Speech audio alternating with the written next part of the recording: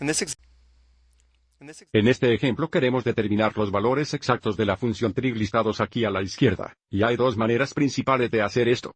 Número 1, podemos usar un círculo de la unidad, o número 2, podemos usar triángulos de referencia. En este ejemplo, utilizaremos el círculo de la unidad. Así que lo que debemos hacer es determinar dónde menos 990 grados intersectarán el círculo de la unidad, y luego podemos usar ese punto para determinar estos cuatro valores de función trig. Así que comience dibujando este ángulo en posición estándar.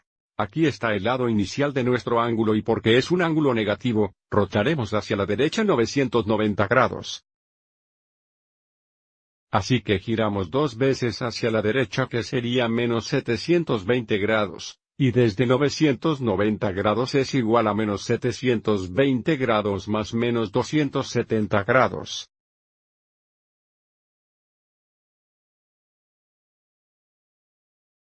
Necesitamos rotar otro 270 grados en reloj. Así que hacemos que el lado terminal del ángulo va a estar a lo largo del eje y aquí.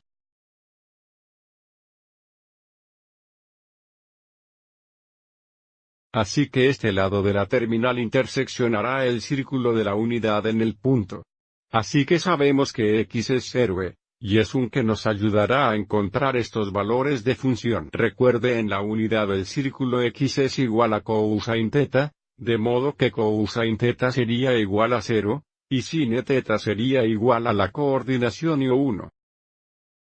A continuación, sabemos que el seguro θ es un recíproco de cosina θ, por lo que si podemos determinar el recíproco del 0, sabemos el valor de la función segura. La manera más fácil de hacer esto es hacer 0 en una fracción. Bien, 0,1 sería una fracción. Si tomamos el reciprocal de 0,10 dividido por 1, sería 1 dividido por 0. Pero 1 dividido por 0 no está definido y por lo tanto seguro, θ no existe. A continuación, costeante θ es el reciprocal de sin θ. Por lo tanto, intentemos lo mismo con 1.